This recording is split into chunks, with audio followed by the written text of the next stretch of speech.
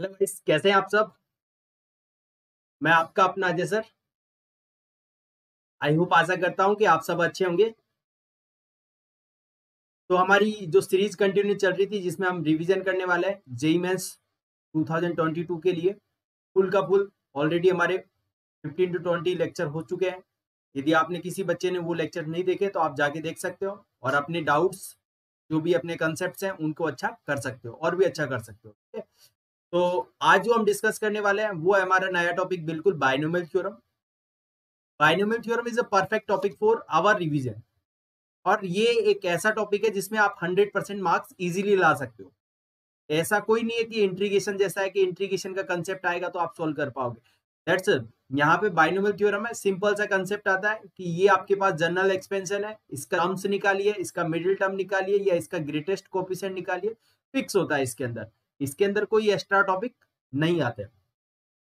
ये फिक्स होने की वजह से इस टॉपिक में आप इजीली मैक्सिमम मार्क्स अपने निकाल सकते हो। ओके, तो फर्स्ट पॉइंट आपका यही होना चाहिए कि कुछ ऐसे टॉपिक्स हैं जो मैंने आपको ऑलरेडी बताया हुआ है कि इन टॉपिक्स को आप पढ़िएगा। यदि आपको मालूम नहीं है तो कोई बात नहीं, मैं उसका लिंक दे दूंगा डिस्क्रिप्शन में। Important topic for JEE Mains जिन्हें आप पहले करें, उसका लिंक आपको डिस्क्रिप्शन में मिल जाएगा और उसके अकॉर्डिंग आप देख सकते हो कि कौन सा टॉपिक आपके लिए इंपॉर्टेंट होगा। ओके, तो फर्स्ट ऑफ ऑल ये चीज याद रखना। दूसरा पॉइंट, बाइनोमियल थ्योरम एक ऐसा चैप्टर है जिसमें आप 100% तो गेन कर ही सकते हो, पर इससे जो रिलेटेड टॉपिक्स हैं वो बहुत सारी जगह पे यूज हो जाते हैं। जैसे कि मैक्सिमम टर्म निकालना है, रैशनल टर्म निकालना है, इरेशनल टर्म निकालना है, ये सब इसमें फिक्स होता है। और इन्हीं टॉपिक से ज्यादातर क्वेश्चन हमारे रिपीट हो रहे हैं बार बार। तो आप इसे अच्छे से अच्छे, ज्यादा से ज्यादा मार्क्स गेन कर सकते हो। ओके, इसको हम, जो हमारा सिंपल कंसेप्ट जो रेगुलर चल रहा है, हम दो पार्ट में करने वाले हैं। सिंपल, एक में theory plus some example, second में थ्योरी प्लस सम एग्जांपल। और इससे हमारा क्या होगा कि देखो, मैं चाहता हूं कि एक ही लेक्चर में कवर कर दूं, पर आपको उसका फायदा नहीं होगा क्योंकि एक लेक्चर में मैं डेफिनेटली जब कवर करूंगा तो थोड़ा स्पीड में कवर करूंगा और आपको मजा नहीं आएगा। इससे अच्छा है कि हम दो लेक्चर में कवर करते हैं और डेफिनेटली हम उसका फायदा उठाते हैं ना, क्योंकि जब हम देख ही रहे हैं तो फायदा उठाते हैं। ऐसा नहीं है कि नॉर्मली आपने क्या किया, फटाफट जल्दी जल्दी जल्दी जल्दी करा, देखा। अरे वीडियो देखना है भाई तो दिल से देखो ना, मन से देखो, पूरा का पूरा देखो। ऐसा नहीं है कि आप 10 मिनट में रिवीजन हो जाए, डेफिनेटली नहीं होता है, कभी भी रिवीजन नहीं हो पाएगा। तो आपको उसके लिए थोड़ा सा प्रैक्टिस करना है खुद, और स्लो चलेंगे तो डेफिनेटली आप जल्दी से जल्दी ज्यादा से ज्यादा कर पाएंगे। तो चलिए कंसेप्ट पे चलते हैं। और एक और चीज, यदि आपने मेरे चैनल को सब्सक्राइब नहीं कर रखा है तो सब्सक्राइब कर लें एक बार, जिससे आपके पास नोटिफिकेशन जल्दी से जल्दी आ सके और आप ज्यादा से ज्यादा रिवाइज कर सके। ठीक है, तो चलिए बाइनोमियल थ्योरम को स्टार्ट करते हैं और डिटेल में उसको डिस्कस करते हैं। हाँ, इसमें मैं डिस्कस करने वाला हूँ पर्टिकुलरली कुछ थ्योरम, मतलब थ्योरी प्लस एग्जांपल्स। एग्जांपल्स पे ज्यादा मेरा फोकस रहेगा। चलिए तो प्रॉब्लम देखते हैं। सबसे पहले binomial expansion, you know the binomial theorem. तो बाइनोमियल थ्योरम क्या होता है, सिर्फ इसके एप्लीकेबल है, केवल नेचुरल नंबर के लिए एप्लीकेबल है। Binomial theorem is applicable for natural number. जो पावर होती है ना वो नेचुरल नंबर होता है। और उसका एक्सपेंशन क्या होता है कि जैसे x प्लस वाई की पावर n लिखा हो, उसे हम क्या लिखते हैं, एन सी जीरो एक्स की power n, n C one x की power n minus one y की power one, n C two x की power n minus two y की पावर टू, ऐसे up to n C n y की power n. NCR को क्या बोलते हैं, एनसीआर को हम बाइनोमियल कोफिशिएंट बोलते हैं। इसको बाइनोमियल कोफिशिएंट, ठीक है, ये हमारा बाइनोमियल कोफिशिएंट होता है। और इसकी वैल्यू आप जानते ही होंगे कि nCr always equal to factorial n upon factorial r factorial n minus r. This is your nCr. ठीक है, हाँ, यहाँ पे आपसे पूछ लिया जाए कि नंबर ऑफ टर्म कितनी होगी, तो ये पावर होती ना, जितनी भी ये पावर है उसमें प्लस वन कर दीजिए, तो number of term in the expansion always equal to n plus one. ये आपका सिंपल एक्सपेंशन रहेगा। ठीक है, ये एक्सपेंशन आपको याद होना चाहिए। ठीक है, चलिए जनरल टर्म की बात करते हैं। जनरल टर्म क्या होती है, सिंपल, जब भी हमारे पास एक्सपेंशन ये लिखा हो एक्स प्लस वाई की पावर एन, तो इसका जो जनरल टर्म आता है, मतलब जिसमें हम आर प्लस वंथ टर्म बोलते हैं, इसे आर प्लस वंथ टर्म, वो क्या आता है, एनसीआर। जो यहाँ पे फर्स्ट नंबर लिखा है एक्स की पावर एन माइनस आर, और वाई मतलब वाई की पावर। अब जैसे आपसे बोला जाए कि सिक्स टर्म निकालिए, तो आर की वैल्यू हम क्या लिख देंगे, फाइव। आर की वैल्यू फाइव लिखते हैं, ये क्या बन जाएगा, एन सी फाइव एक्स की power n minus five y की पावर फाइव।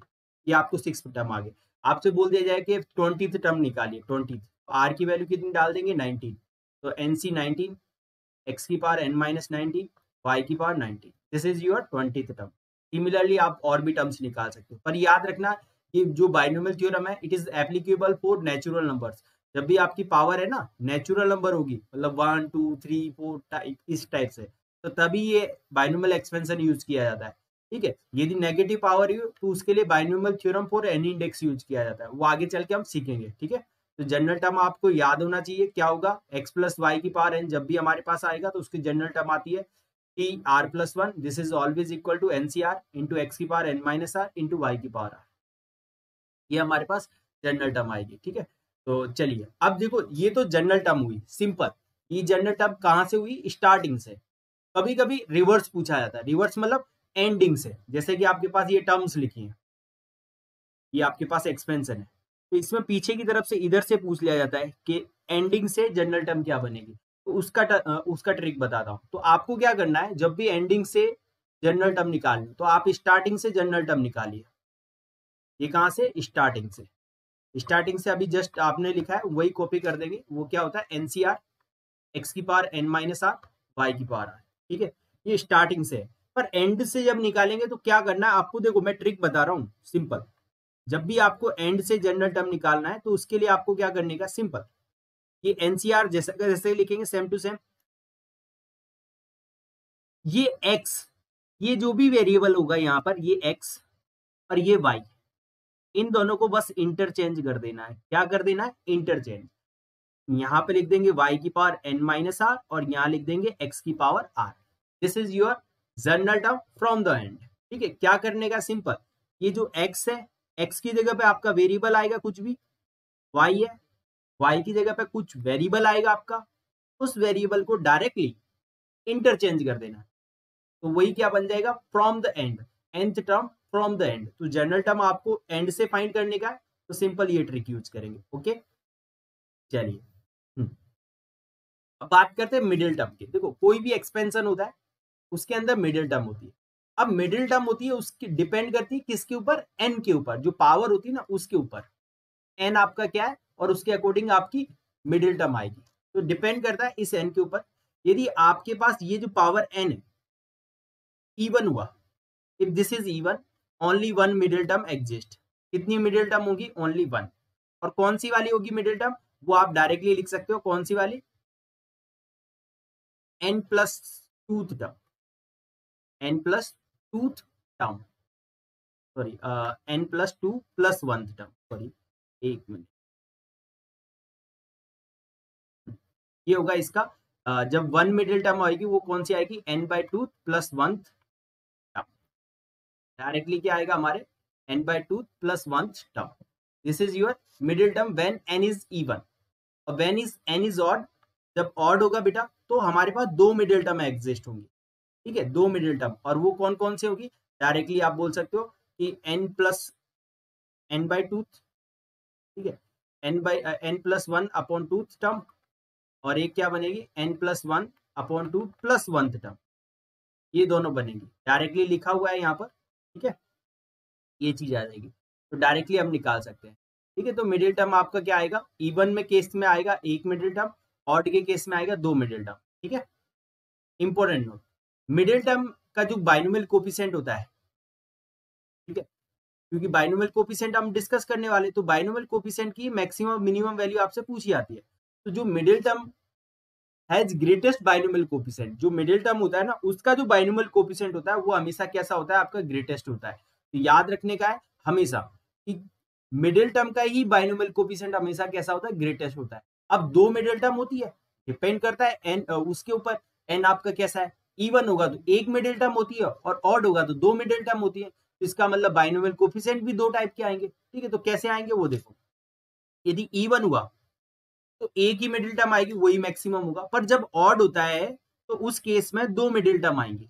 अब दो मिडिल टर्म आएंगी तो उनके जो बाइनोमियल कोफिशिएंट आएंगे ना वो दोनों इक्वल भी होंगे बेटा, इक्वल होंगे और ग्रेटेस्ट होंगे। ठीक है, तो याद रखिएगा जब भी आपके पास ऐसे एनसीआर दे रखा है आपको, ठीक है, अब ये मैक्सिमम कब होगा, डिपेंड करता है एन के ऊपर। यदि एन आपका इवन हुआ तो आर की वैल्यू डाल दीजिए n बाई टू। यदि n आपका ऑड हुआ n आपका क्या हुआ ऑड, r की वैल्यू डाल दीजिए n-1/2 और n+1/2, डायरेक्टली आपके पास आ जाएगा ऑड और इवन टर्म का मैक्सिमम कोफिशिएंट। तो कभी भी बाइनोमियल कोफिशिएंट का मैक्सिमम आपको निकालना हो कि बाइनोमियल कोफिशिएंट मैक्सिमम कब होगा, तो उसके मिडिल टर्म का बाइनोमियल कोफिशिएंट होता है। तो डिपेंड करता है इवन के ऊपर, n आपका इवन है तो r की वैल्यू n/2 डाल दीजिएगा, और ऑड होगा तो दो पॉसिबल है, n-1/2 और n+1/2। और ऑब्वियसली ये जो दोनों आए ना ऑड वाले केस में, ये दोनों के दोनों कैसे होने वाले, इक्वल होने वाले हैं, ठीक है। तो आपको यहाँ पे प्रॉब्लम भी नहीं होगी। चलिए, तो ये चीज आपको याद रखनी है। तो आपने सबसे पहले यहाँ पर क्या चीज सीखा, सबसे पहले यहाँ पर आपने देखा कि जनरल टर्म क्या होती है, और जनरल टर्म से ही हम सब कुछ सीखने वाले हैं यहाँ पर, ठीक है।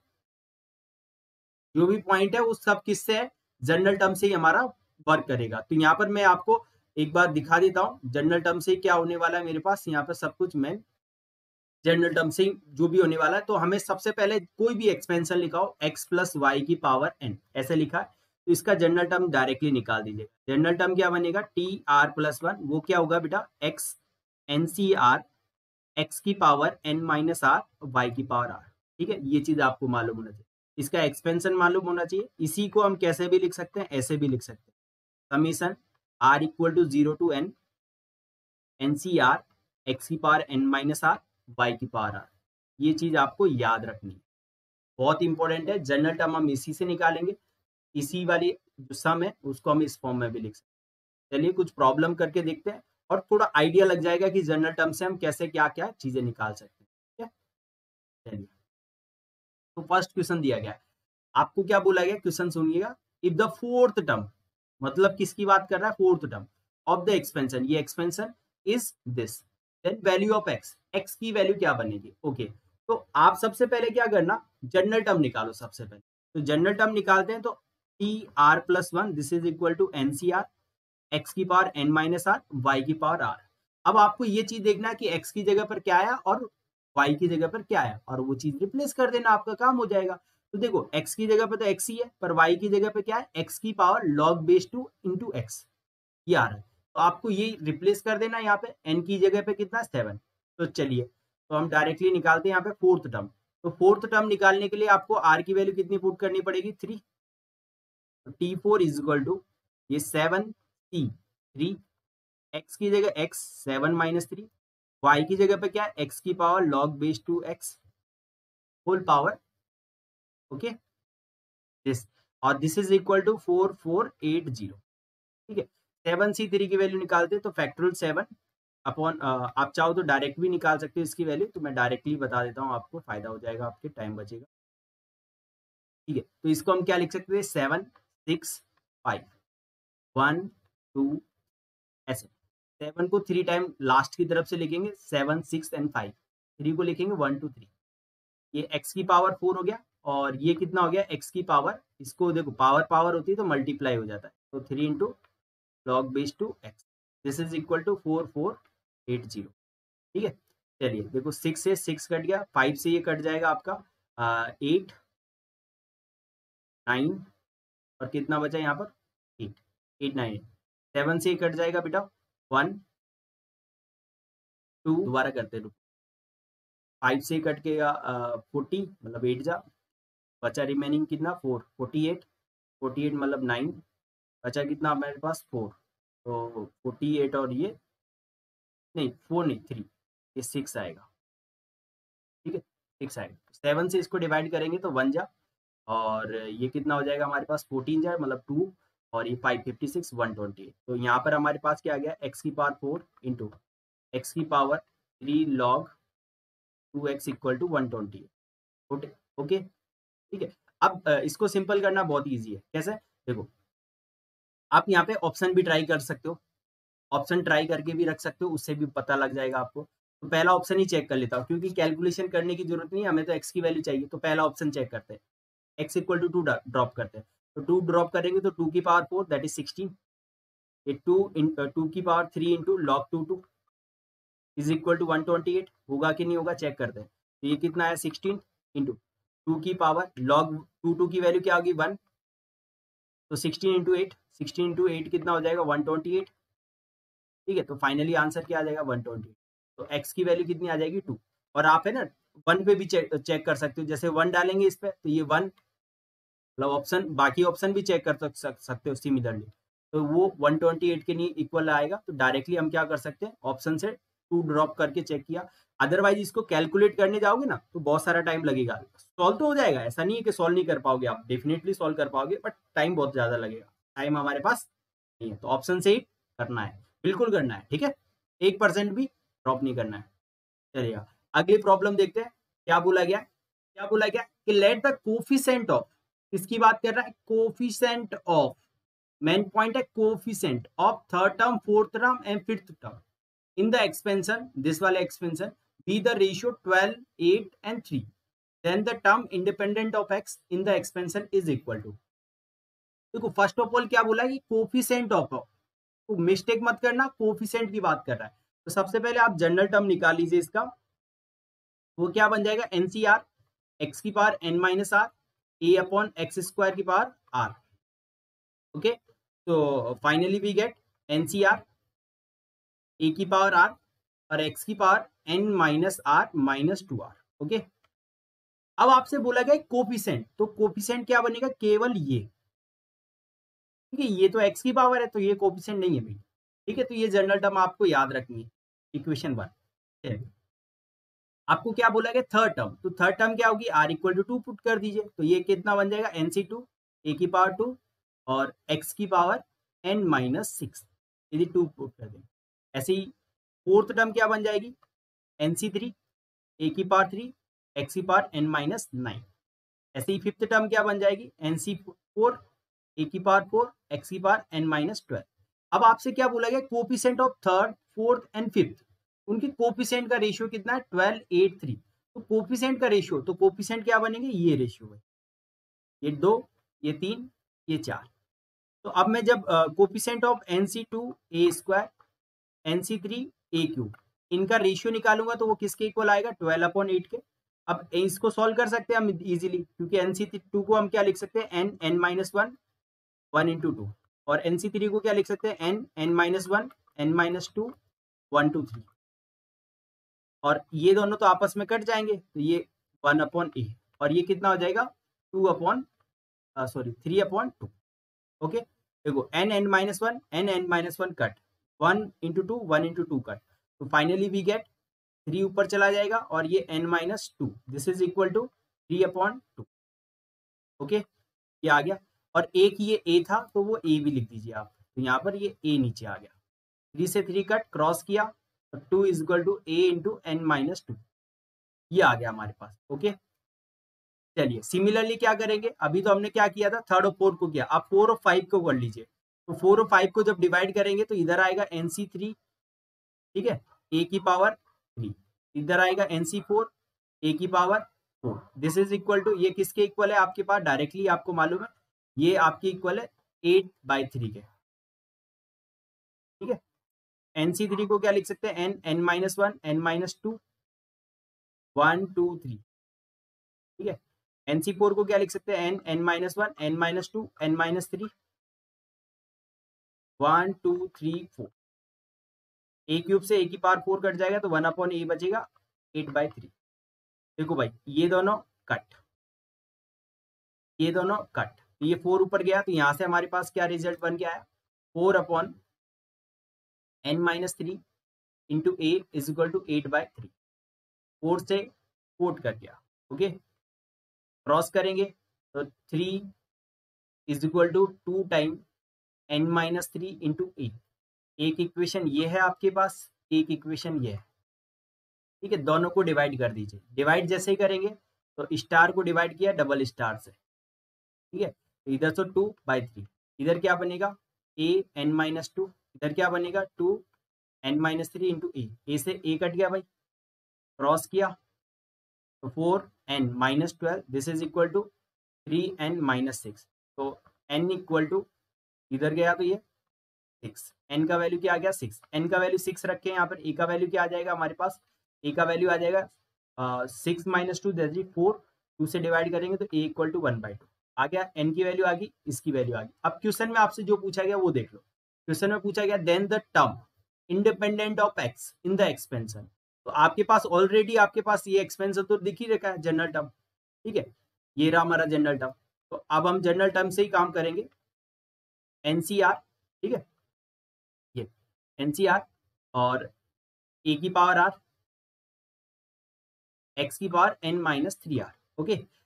एन की वैल्यू ऑलरेडी हमारे पास है क्या 6, ए की वैल्यू मेरे पास भी ऑलरेडी है 1/2, ठीक है। अब मुझे इंडिपेंडेंट ऑफ टर्म चाहिए, किससे इंडिपेंडेंट, एक्स से इंडिपेंडेंट, तो एन माइनस 3 आर को क्या होना पड़ेगा 0, मतलब 6 माइनस 3 आर को क्या होना पड़ेगा 0, तो 3 आर इक्वल टू कितना होना पड़ेगा 6, तो आर की वैल्यू कितनी आएगी 2, तो 2 डाल दीजिए, तो T2 एन सी मतलब 6C2 ए मतलब 1/2 की पावर 2, और इधर तो इंडिपेंडेंट ऑफ एक्स, तो ये कितना आ गया 6×5/1/2/4, 2 से ये कट गया 3 जा, तो 3×4 that is 15/4, that is 15/4, this is your correct answer. Directly क्या आ जाएगा हमारे पास, क्या आ जाएगा, then the independent term in the expansion, आपसे क्या पूछा गया in the independent term, number independent term भी पूछा है आपसे, तो वो तो आप डायरेक्टली भी बोल सकते हो, वो तो कौन सा हो जाएगा डायरेक्टली इंडिपेंडेंट टर्म, मैंने एक एक्स्ट्रा कुछ बता दी यहाँ पर, टर्म की वैल्यू नहीं निकाली थी, आप डायरेक्टली बोल सकते हो third term, third term independent term कौन सी हो जाएगी थर्ड टर्म, और वैल्यू निकालना तो वैल्यू भी निकाल सकते हो, इस टाइप से आप क्वेश्चंस कर सकते हो। चलिए नेक्स्ट प्रॉब्लम पे चलते हैं, देखिए द टर्म, आपसे क्या बोला गया है, the term independent of x in the expansion this, okay. और देखो एक्सपेंशन थोड़ा सा आपको लग रहा होगा कि सर ये क्या दे दिया इन्होंने, देखो क्वेश्चन ऐसा ही आएगा, पर आप जब उसे ऑब्जर्व करोगे तो ऑटोमेटिकली आपको पता लगेगा कि वो टर्म बहुत ही सिंपल है, वो टर्म क्या है बहुत ही ज्यादा इजी है। तो इसके लिए जब भी आपको टफ सा एक्सपेंशन आया है यहाँ पर, जैसे कि ये आया अपने पास टफ सा एक्सपेंशन है, तो डरने का बिल्कुल भी नहीं। फर्स्ट ऑफ ऑल आपको क्या करने का, सबसे पहले इस एक्सपेंशन को सिंप्लीफाई करने का, ठीक है। एक्सपेंशन आपने सिंप्लीफाई कर लिया, डेफिनेटली आपके पास आंसर आपका आ जाएगा बहुत इजी। अब कैसे सिंप्लीफाई करेंगे वो चीज मैं आपको दिखाता हूँ, ठीक है।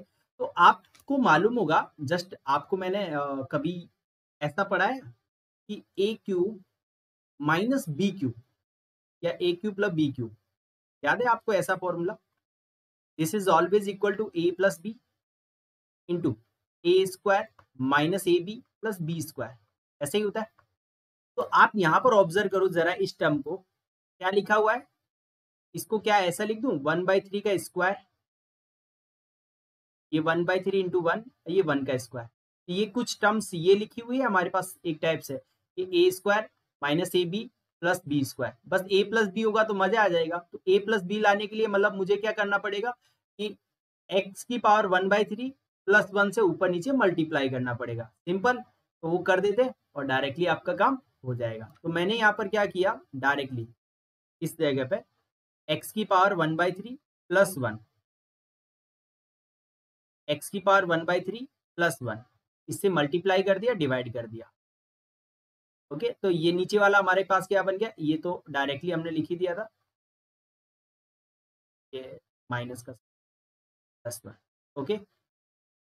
चलिए ये माइनस एक्स माइनस 1, इधर से भी देखो इन दोनों में कुछ कॉमन आ रहा है, एक्स की पावर 1/2 कॉमन ले लिया, तो ये एक्स की पावर 1/2 माइनस 1 बच, होल पावर कितना 10, ठीक है। तो ये चीज क्या बन गई, ए क्यू प्लस बी क्यू बन गया, ये तो एक्स की power 1/3 plus 1 into x plus 1 ए क्यूब, मतलब 1/3 पावर क्यूब प्लस 1 का क्यूब। देखो भाई इसको हम क्या लिख सकते हैं, रूट एक्स का स्क्वायर माइनस 1, एक्स की पावर 1/2 और root x minus 1, whole power कितना है 10। ये देखो ये एक्स प्लस 1 बनेगा, एक्स प्लस 1 से एक्स प्लस 1 कट गया हमारे पास, सिंपली हमारे पास क्या बचा, केवल एक्स की पावर 1/3 प्लस 1, यहाँ से देखो a plus b a minus b apply करूंगा यहाँ पर, तो root x plus 1 root x minus 1, divide में क्या है root x minus 1, whole power 10, root x minus 1 से रूट एक्स माइनस 1 कट गया, ये आ गया। तो हमारे पास क्या आ गया, सिंपली एक्स की power 1/3 plus 1 minus root x, ये कितना आ गया हमारे पास, ये root x plus 1 divide by root x, whole power कितना है, होल पावर 10। क्या हम इसको ऐसा लिख सकते हैं? अलग करेंगे तो ये आ जाएगा 1 -1/√x। ओके, 1 एंड 1 कट गया, तो ये आ गया हमारे पास x की पावर 1/3 माइनस x की पावर -1/2। ओके, अब आपको क्या चाहिए क्वेश्चन के अंदर? देखिएगा, आपको चाहिए केवल टर्म इंडिपेंडेंट ऑफ x से इंडिपेंडेंट चाहिए। इंडिपेंडेंट मतलब फ्री फ्रॉम x, तो you can find justly general term. तो जनरल टर्म निकाल लेते इसका, तो जनरल टर्म क्या बन जाएगा? tr+1 this is equal to 10cr x की power 1/3 whole power 10 minus r into y की जगह क्या है? ये होल पावर r। और इंडिपेंडेंट इसको हम ऐसा लिख सकते हैं 10 माइनस r/3, ये -1 की पावर r इंटू एक्स की पावर -r/2। ठीक है, तो यहाँ से क्या हो गया हमारे पास? डायरेक्टली ये बन जाएगा 10cr एक्स की पावर, चाहो तो आप पहले -1 की पावर r, और ये एक्स की power 10 minus r/3 minus r/2। और इंडिपेंडेंट ये मस्ट भी जीरो बनना पड़ेगा, तो 10 माइनस r/3 माइनस r/2 ये जीरो की इक्वल। इसका मतलब यहाँ से हम क्या बोल सकते हैं? एलसीएम ले लेंगे, ये 6 LCM 20 minus 2r minus 3r equal to 0 गया इधर, तो यहाँ से 5r equal to 20, that is r equal to कितना आ गया हमारे पास? 4। r की वैल्यू हमारे पास जस्ट 4 आ गई। अब जैसे ही r की वैल्यू 4 आई, आपका काम हो गया, क्योंकि r की वैल्यू 4 आ गई, तो आपकी जो इंडिपेंडेंट टर्म होगी उसमें क्या करना होगा? सिंपल r की वैल्यू 4 डाल दीजिए इसमें। तो यहाँ पे जैसे ही मैं 4 डालूंगा, अप्लाई करूंगा यहाँ पे छोटे से बॉक्स में, तो T5 बनेगा ये, और T5 मतलब 10C5 सॉरी 10C4, और 10C4 जो आंसर आएगा वही मेरा आंसर होगा। ठीक है, क्योंकि ये -1 की पावर r तो क्या बन जाएगा? -1 की पावर 4 दैट इज वो 1। 10C4 मतलब 10 9 8 7 डिवाइड बाय 1 2 3 4 से 8 ये कट गया, 3 से ये कट गया, तो 3 इंटू 7 21, 21 इंटू 10 210। तो फाइनली आंसर क्या आ जाएगा हमारा? 2। तो इस टाइप से निकाल सकते हो। बस मेन पॉइंट जो आपको समझना है वो क्या है? वो पॉइंट है बेटा आपका यहाँ पर कि टर्म्स जितनी भी बड़ी लिखी हैं उससे हमें घबराना बिल्कुल भी नहीं है, क्योंकि वो जितनी भी बड़ी टर्म्स लिख रहा है इसका मतलब 100% वो क्या बोल रहा है हमसे? वो हमसे बोल रहा है कि आप इसे सिंप्लीफाई कीजिए, और जब सिंप्लीफाई करोगे तो डेफिनेटली आपका आंसर बहुत ही छोटा आने वाला है, जैसे इसमें आया। ओके, ये चीज आपको ध्यान रखनी है। चलिए नेक्स्ट प्रॉब्लम देखते हैं और समझ में आएगा। देखो, इसके जैसा ऑलरेडी हमने अभी जस्ट ही क्वेश्चन किया है, तो वो भी सेम टू सेम प्रोसेस है इसका, तो आप बिल्कुल कर सकते हो। ठीक है, ठीक है, मैं ट्राई भी करता हूँ, बाकी आप वीडियो को पोज करके इसको सॉल्व भी कर सकते हो। ठीक है, क्या बोला गया? For a positive integer n, मतलब n की क्या है? Positive value is expanded in increasing power of x की इंक्रीजिंग पावर में इसको एक्सपेंड करना है। If 3 consecutive coefficient in the expansion are in the ratio 2 5 12, इस रेशियो में 2 5 12, then n equals to, n की वैल्यू क्या बनेगी? ओके ओके, चलिए चलिए, तो देखिएगा, आप इसका जनरल टर्म निकालिए। जनरल टर्म निकालेंगे तो जनरल टर्म क्या आ जाएगा हमारे पास? TR+1। अब इन्होंने जो मेन पॉइंट है ना वो समझिएगा, वो क्या दे रखा है? If 3 consecutive coefficient in the expansion, coefficient की बात कर रहा है ये, किसकी बात कर रहा है? कोएफिशिएंट, टर्म की बात नहीं कर रहा है ये, केवल किसकी बात कर रहा है? कोएफिशिएंट की। तो कोएफिशिएंट के बारे में देख रहे हैं अपन, है ना? तो 3 कोई सी भी टर्म ले लीजिए, अपनी मर्जी से कोई सी भी ले सकते हो आप। ठीक है, तो हम जनरल टर्म निकाल लेते हैं पहले। तो ये क्या बन जाएगा? NCR एक्स की पावर, ये 1/x की पावर r। ओके, ये हमारा जनरल टर्म बन गया। तो कोएफिशिएंट की जब बात करेंगे, कोई भी जनरल 3 टर्म्स लेना है आपको, कॉन्जिक्यूटिव एनी 3 टर्म्स, तो आप एक rth टर्म ले लीजिए, एक r+1th टर्म ले लीजिए, और एक r+2th टर्म ले लीजिए। इनके कोएफिशिएंट का रेशियो कितना दे रखा है? ये दे रखा है। rth टर्म के लिए बात करेंगे तो ये NCr-1 होगा, और r+1 के लिए क्या करेंगे? NCr- हो जाएगा, और ये NCr+2 हो जाएगा, सॉरी r+1 कोएफिशिएंट आ जाएंगे इनके, क्योंकि rth term, r+1th term, r+2th term, तो r की वैल्यू जब rth टर्म निकालेंगे तो r-1, r+1 निकालेंगे तो r, और r+2 निकालेंगे तो r+1, ये कोएफिशिएंट आ जाएंगे। This is equal to 2:5:12। Okay, ये आ गया। तो आप क्या कीजिए? पहले इन दोनों को डिवाइड कीजिए, फिर इन दोनों को डिवाइड कीजिए, रेशियो निकाल लीजिए डायरेक्टली। जैसे ही हम रेशियो निकालेंगे वही हमारा आंसर हो जाएगा। ठीक है, चलिए रेशियो निकालते हैं फटाफट से और वहीं से आंसर हम निकालते हैं। ठीक है, तो देखो फर्स्ट दोनों की बात करता हूँ। तो एनसीआर को डिवाइड किया, nCr minus divide by nCr, this is equal to किसके इक्वल है ये रेशियो, यहाँ पर देखो 2:5, तो अब 2/5 हो जाएगा। ये किसके इक्वल हो जाएगा, 2/5 के। ठीक है, तो यहाँ से हम निकालेंगे डायरेक्टली रेशियो, तो ये कितना बन गया 2/5। तो एनसीआर की प्रॉपर्टी लगा दीजिए, डायरेक्टली सॉल्व हो जाएगा ये तो हमारे।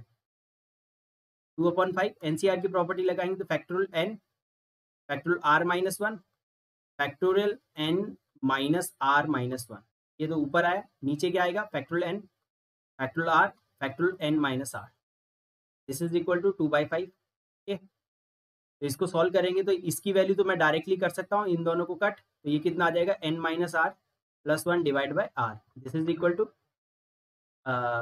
उल्टा हो जाएगा, सॉरी, ये किसके इक्वल हो जाएगा हमारे पास directly, r upon n minus r plus 1 is equal to 2/5। ठीक है, 2/5 आप डायरेक्टली इससे ये भी क्रॉस करके लिख सकते हो कि 5r equal to 2n minus 2r plus 1, that is 7r equal to 2n plus 1, ये एक रिलेशन ये आ गया। सिमिलरली दूसरे वालों से डिवाइड करेंगे तो क्या बन जाएगा, NCR प्लस 1, इसको हम डिवाइड करेंगे किससे, ये दूसरे वाले से, इससे एनसीआर से डिवाइड कर दीजिए डायरेक्टली। तो एनसीआर से जैसे डिवाइड करेंगे तो nCr, this is equal to 12/5। ठीक है, अब इसको जब सॉल्व करते हैं तो हमारे पास क्या आएगा, n minus r upon r plus 1, this is equal to 12/5।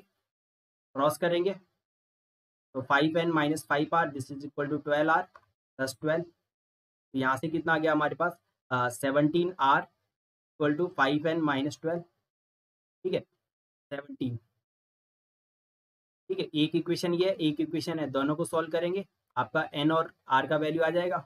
तो सॉल्व किया, r की वैल्यू यहाँ पे रिप्लेस कर रहा हूँ, यहाँ पर तो जैसे रिप्लेस करूंगा तो 5n माइनस 12, 5n माइनस 12। ठीक है, और divide by 17 into 7 is equal to 2n plus 1।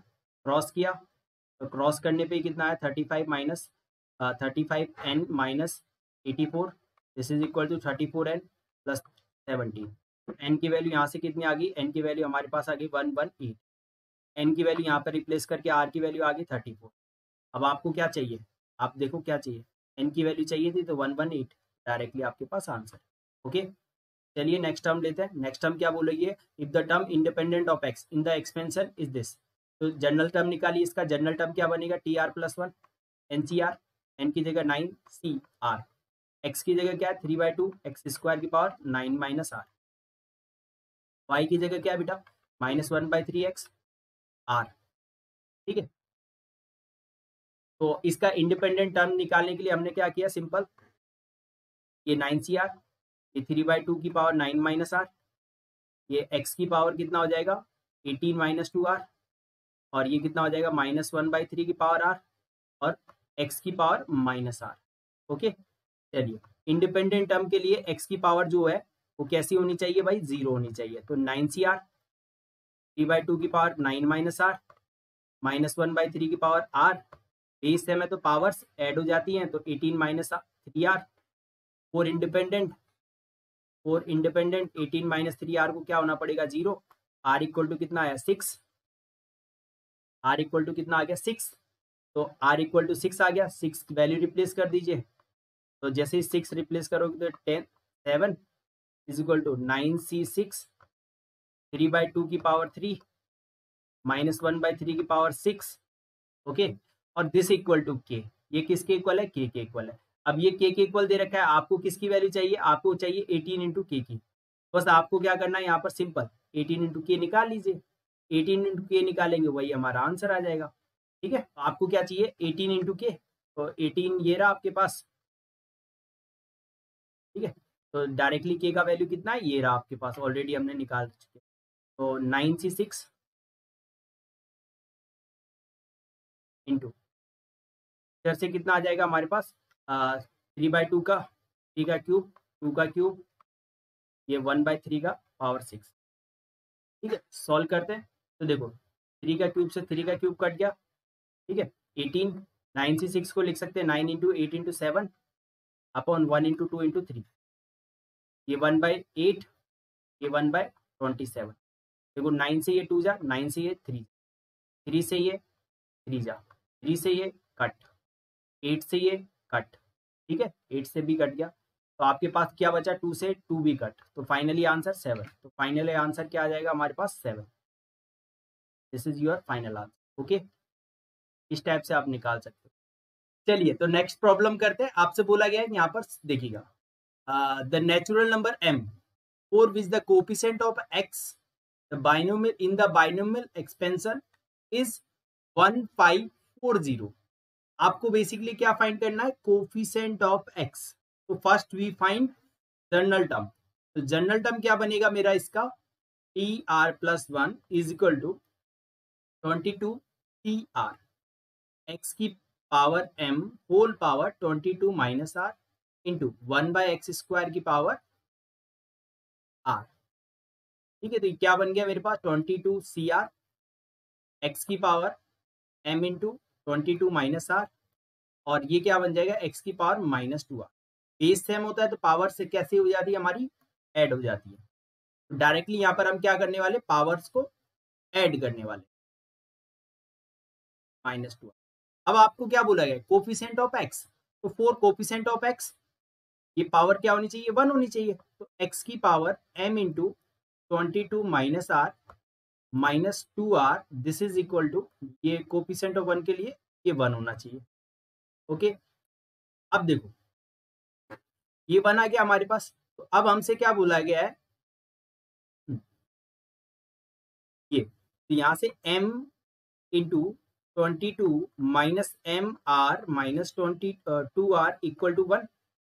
तो आप यहाँ से क्या बोल सकते हो डायरेक्टली, तो यहाँ से हम क्या बोल सकते हैं डायरेक्टली कि जो r की वैल्यू आ जाएगी यहाँ पर हमारे पास m इंटू 22, और यहाँ से r कॉमन आ जाएगा इन दोनों से, तो r कॉमन ले लिया हमने डायरेक्टली। r कॉमन लेने पर m+2 is equal to 1। Okay, तो r इक्वल टू क्या आ जाएगा 22m-1 डिवाइड बाय m+2, ये आ गया मेरे पास r। अब आपसे क्या बोला गया, पूछा क्या गया हमसे डायरेक्टली, यहाँ पे पूछा गया कोफिशिएंट। तो r का वैल्यू तो हमारे पास आ गया है, कोफिशिएंट किसका पूछा, x का, तो वो तो क्या बनेगा 22cr। कोफिशिएंट क्या बनेगा मेरे पास 22cr, और this is equal to 1540। r की वैल्यू मेरे पास क्या है 22cr, r मतलब 22m-1 m+2। ठीक है, ये आपको दे रखा है, इसकी वैल्यू आपको m की वैल्यू निकाल। तो आप कैसे निकालोगे, सबसे पहले आपको देखना है कि m की क्या क्या पॉसिबल वैल्यू हो सकती है यहाँ पर। तो आपको मालूम है NCR डिफाइन कब होता है बेटा, n आपका नेचुरल नंबर हो, r एक आपका होल नंबर हो, और जब r की value less than equal to n हो, तभी होता है। अब देखो यहाँ से मेरे पास ये 22 इससे लेस देन इक्वल टू होगा 22, या आप कैसे बोल सकते हो 22m-1 m+2 is less than 22। ठीक है, होल नंबर आना चाहिए। अब देख लो इसको क्या क्या वैल्यू आ सकती है, तो हमने इसको क्रॉस किया यहाँ से, तो 22m-1 is less than 22m+44। ठीक है, ये आ जाएगा, और जब हम इसको सॉल्व करेंगे तो यहाँ से तो कितना आ जाएगा हमारे पास -1 इज लेस देन 44, ये तो ऑलवेज ट्रू आ रहा है, ऐसे नहीं। तो ये एक तो चीज तो ये हो गई। दूसरी चीज हम कहाँ से निकालते, देखो कहाँ से निकालेंगे, क्योंकि एक होल नंबर होना चाहिए, आर आपका क्या होना चाहिए, होल नंबर होना चाहिए। अब होल नंबर कैसे होगा, तो m की डिफरेंट डिफरेंट वैल्यू डालेंगे, तो 1 डालने पर क्या आएगा इसका, तो 21/3 7 m इक्वल टू 1 डाला। ठीक है, 2 डालेंगे तो क्या आएगा, होल नंबर भी होना चाहिए ना, वो भी चीज चेक करना है। तो 2 डालने पे कितना आएगा 43/m इक्वल टू 2 डालने पर 43/4 आए, विच इज नॉट, ये तो नहीं हो सकता। m इक्वल टू 3 ड्रॉप कीजिए, तो 3 ड्रॉप करने पे कितना आएगा 65/5 दैट इज 13, तो ये 3 आ सकता है।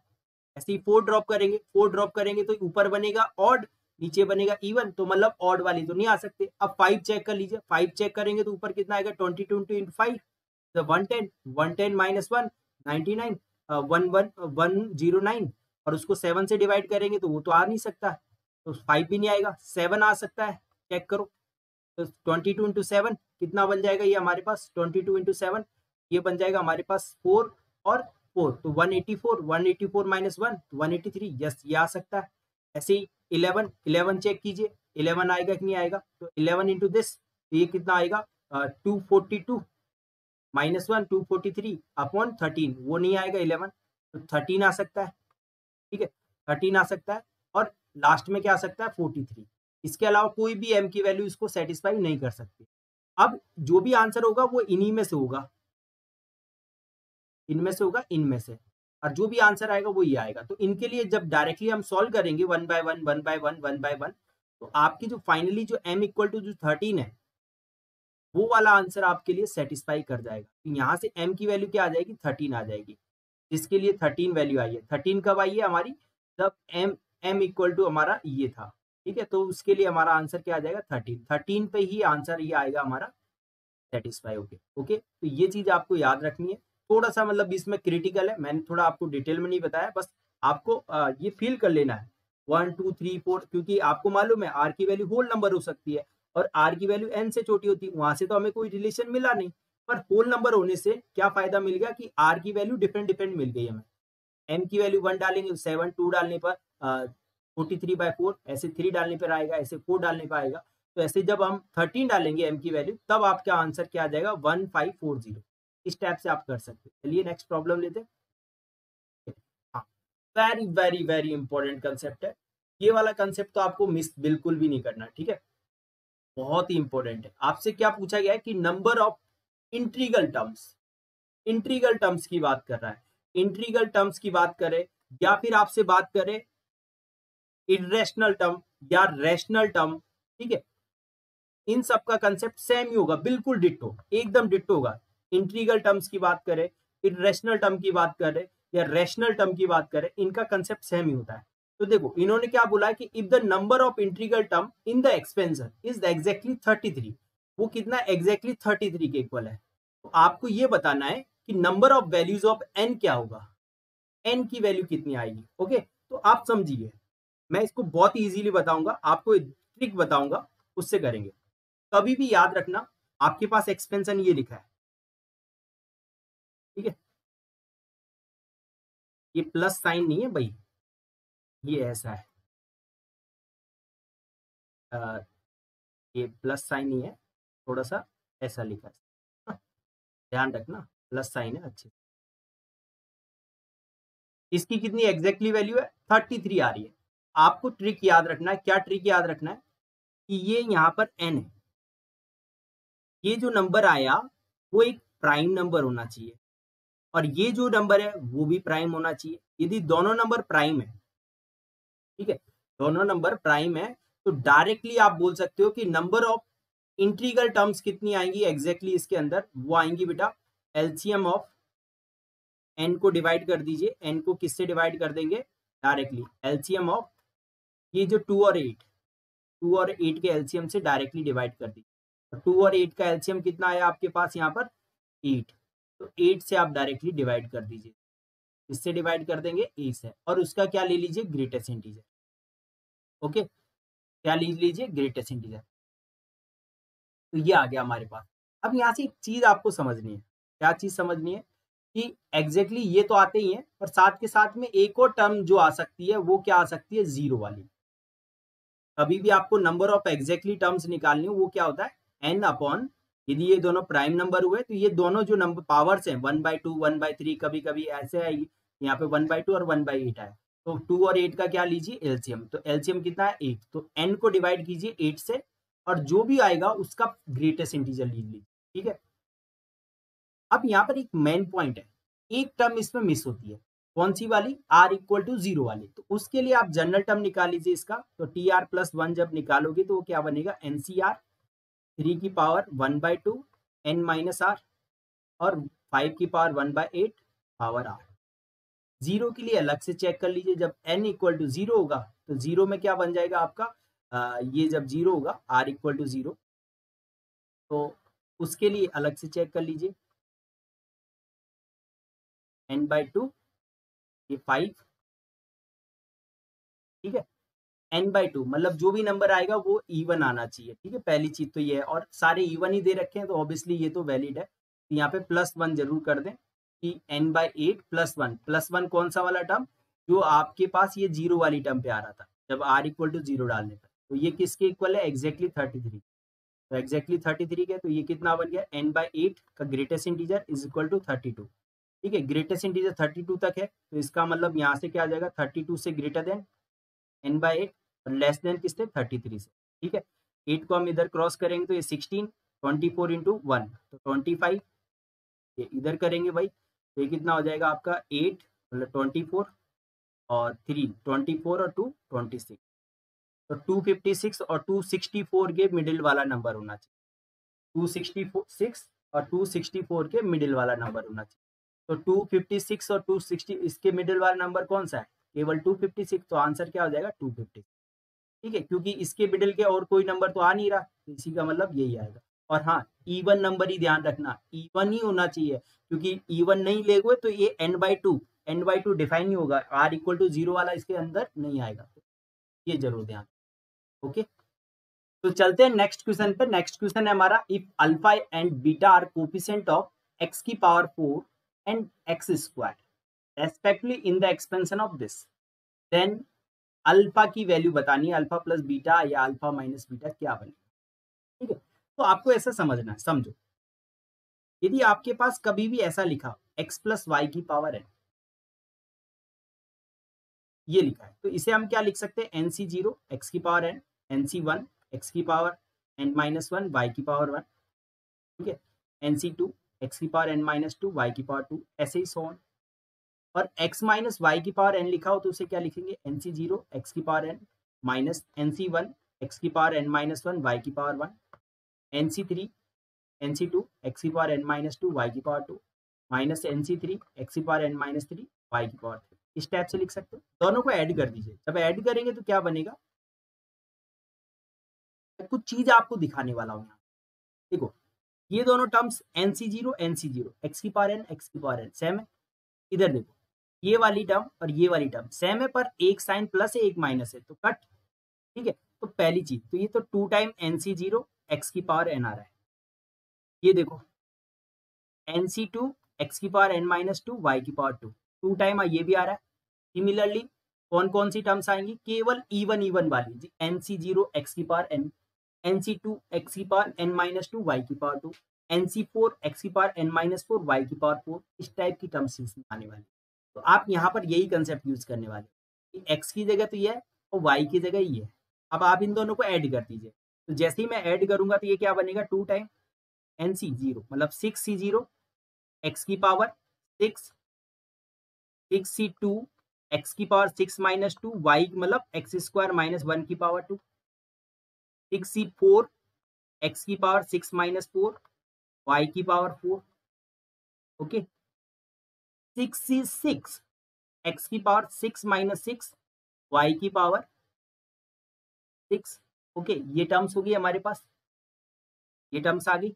अब यहां से आप देखिएगा जरा, इसको थोड़ा सा सिंप्लीफाई करेंगे हम, तो इसके लिए हम एक पेज ले लेते हैं। अब देखिएगा यहाँ पर 6c0 1 होता है, ठीक है, ये x की पावर 6 है, ये x की पावर 4 बनेगा और ये स्क्वायर है और अंडर रूट है, तो दोनों आपस में कट जाएंगे, यहाँ पे स्क्वायर और 4 पावर है तो ये भी सॉल्व हो जाएगा, तो हम क्या बन गया 2 टाइम ये 1 इंटू एक्स की पावर 6 प्लस फिर 6c2 एक्स की पावर 4 और ये बन गया एक्स स्क्वायर माइनस 1, फिर 6c4 एक्स की पावर 2 और ये बन गया एक्स स्क्वायर माइनस 1 का होल स्क्वायर, क्योंकि ये क्या हो जाएगा यहाँ पर देखो बेटा, ये 4 पावर है इसकी, तो under root of 4 power cut के स्क्वायर बन जाएगा, और लास्ट में देखोगे तो कितना आ जाएगा आपके पास 3 पावर, क्योंकि अंडर रूट और वो कट जाएगा, ये क्या बन जाएगा 6c6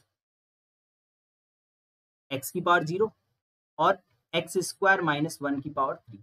ओके, अब आपको क्या चाहिए, आपको चाहिए एक्स की पावर 4 और एक्स की पावर 2 का कोफिशिएंट। ठीक है, तो देखो ये तो आपके सिंपल एक्स की पावर 6, इसको जब मैं मल्टीप्लाई करूंगा तो ये 6 5 2 दैट इज 15, तो मैं डायरेक्टली 15 ही लिख रहा हूँ इसको। ठीक है, उससे टाइम बचेगा हमारे पास, ये 15 एक्स की पावर 6 माइनस 15 एक्स की पावर 4, 62 की वैल्यू भी 15 ही होती है, तो ये 15 एक्स स्क्वायर, इसको ओपन करेंगे तो एक्स की power 4 minus x square plus 1, ये 1 होता है, इसको क्यूब को ओपन करेंगे तो क्या बनेगा, a cube minus b cube 3a square b 3a square b, तो 3x की पावर 4, ठीक है, और 3b स्क्वायर ए, तो 3b स्क्वायर ए मतलब 3x स्क्वायर। ओके, ये लो सिंपल आपने लिख दिया।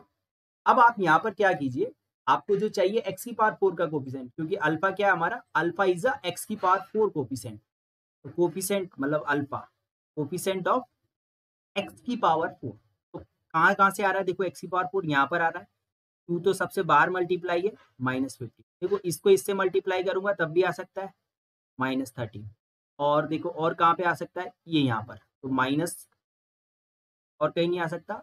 अल्फा की वैल्यू हमारे पास कितनी आ गई 30, और ये 45 48 मतलब 96। बीटा की वैल्यू निकालते हैं, तो बीटा क्या है, कोफिशिएंट ऑफ एक्स स्क्वायर, तो देखो ये तो एक्स स्क्वायर है नहीं, यहाँ पर आएगा डायरेक्ट, ठीक है, ये पर इससे मल्टीप्लाई है तो ये आएगा, तो केवल 15 बाहर 2 से मल्टीप्लाई है, वो ध्यान रखना। और कहाँ से एक्स स्क्वायर आ सकता है, ये यहाँ से +3, ये कितना हो गया 15 + 3 18, 18 × 2 36। ओके, अब आप चाहिए, आप देखिए अल्फा प्लस बीटा कितना बनेगा 96 + 36, दैट इज कितना बन गया -60। आपको ऑप्शन चेक कर लीजिए, ठीक है, तो अल्फा प्लस बीटा तो -60 आना चाहिए था, नहीं आया, ठीक है, अल्फा प्लस बीटा इज -30, नहीं आया, अल्फा माइनस बीटा निकालिए, अल्फा माइनस बीटा निकालते हैं,